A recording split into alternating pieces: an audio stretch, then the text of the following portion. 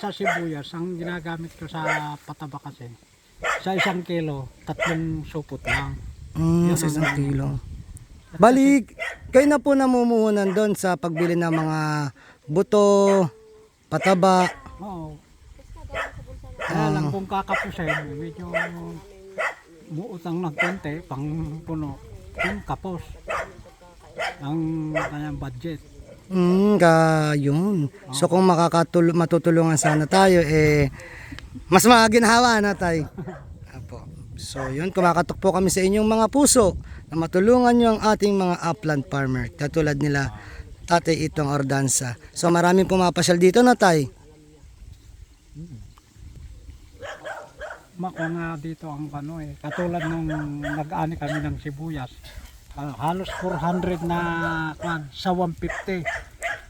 400 na sako, tapos Burike. aborike, Sa 150. 150. Di kalaki rin ang inyupa ko doon. Opo, may babala yung produkto. Hanggang ilog na po yun. Another sa sa hubad. Ay, iba pa po sa bad. So hanggang ilog pa lang po yun. Hanggang ilog lang yun. Sa maabot nga ng sakay. Kaya malaki rin na ubusin Pero kung may daan po sana dito, malaki pa rin sana kikitain ng farmer. So lumalaki lang pala yung expenses niya dahil sa talagang daan or mano-manong ibinababa. Sa hubad 20 ang isang burike. So pumapatak po siya ng 170. Oo. Ang isang burike ang nakakaltas pa sa kita sana ng mga magsasaka. Kaya yun ang nabakon doon sa akin. Malaki rin. So yun, sana matulungan. Hindi naman upan ng ala namang Hindi may bababa. mahirapan naman kami, hindi maiuwi. Yung masisira yung produkto, no. Madalit sabi, sa 170, andun na sa bahay. Nandun na sa bahay, sa 170. Ibig sabihin, nasa baryo na, doon pala magkakabentahan yan. Iba pa kapag binarat tayo ng mga ahente. Hintay. Ayun lang. Ayun lang. So, hindi pa rin natapos ang kalbaryo ng ating mga farmers sumula sa pagbababa hanggang sa pagbebenta. So, tayo ilang taon na kayo dito sa upland natin? Dito? Ay, kung na.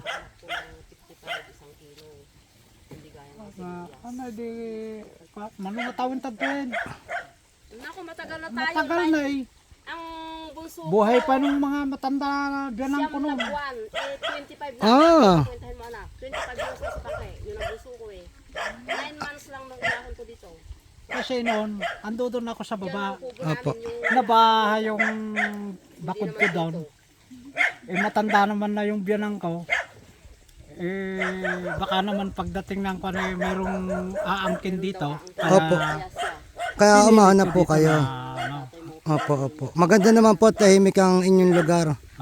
At saka kayo po yung pinakamalapit kong kapitbahay dito sa upland.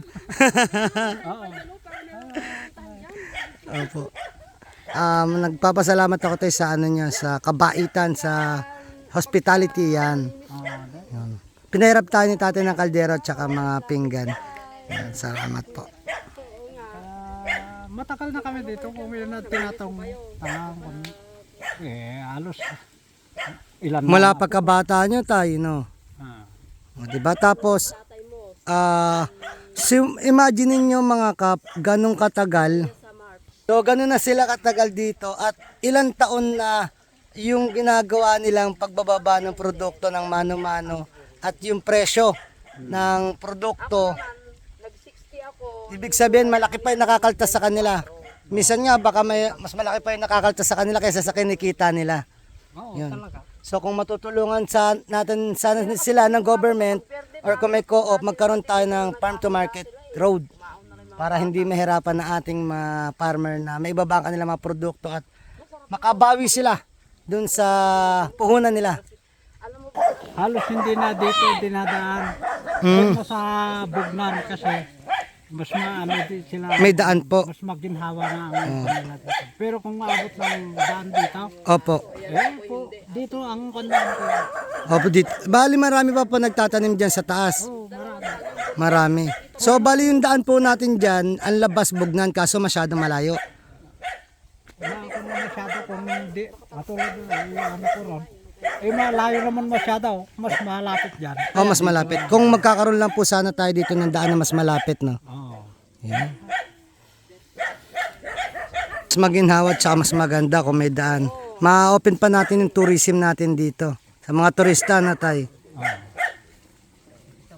Kaya nga yan ito nga kung talagang may daan ano pinaplano ko pa sana yung mga inyog Ah, kasi mahal din ang mga buko. opo.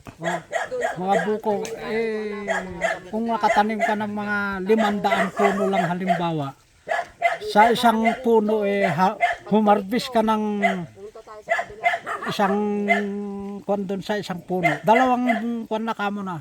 Fruit of life, no? Sabi nga, kaso nga lang, Halos isang forward ang ano mo. may bababa. Sa 10 piso lang kamo na lang kada isang bunga. Opo. O di kahit pa ba di. Diba? Kaso hindi po natin magawa kasi nga wala tayong daan. Yan. Hindi nga magawa kasi yan So, almost 25 years. So, 2 dekada na kayo tayo na nagtitiis na ibinababa ang produkto ng mano-mano or nakapatoke. Patok kaya nga, pinagtitiis lang ang pa natin. Sa kagustuhan lang naman na mayroon naman hindi magugutom ang tao. Opo. So, yan ang mga taniman nila tatay. May beans kayo ngayon at saka gabi. Oo. Tapos may alaga si tatay ng mga bibe, manok. Tapos meron pa doon, dali Hindi po yung nakapula. Ito yung po. Yung ayun. Ayan po yung alaga ni tatay. Na baboy ramo. Ayan. Malis tuloy yung mga nakapula doon. Bali tatay, ilan yung kapag humarvest yung sa taas ng sibuyas kasama sa inyo, mga ilan libong buriki ang nai-harvest dito sa upland natin? Nako, ko na. Nako, marami yan. Baka dito lang sa akin ito. Libo. Hindi lang. Hindi lang. Hindi lang. 100,000. Oo, marami kasi dyan anak tao dyan sa gawin dyan. Kaso nga lang po. Kaya lang hindi na dito nagdadaan kasi kung dito kasi maano silang masyado. Magagastosan sila masyado. Masyadong malaki po kapag dito. Kasi nga 170 para may ibaba.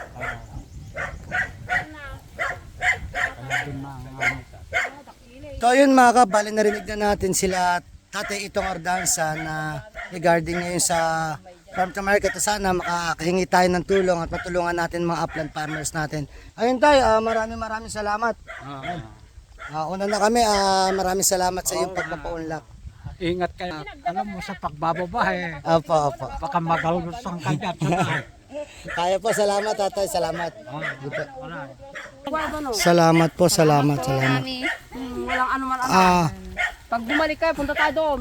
Opo, maraming salamat po at sa iyong pagtanggap sa amin dito sa inyo. Salamat din sa mga anak pag dinadalaw kami lagi. Okay, maraming salamat po.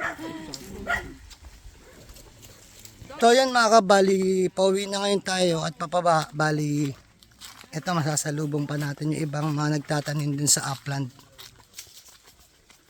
Yan, so aangat pa siya dun mga kaps.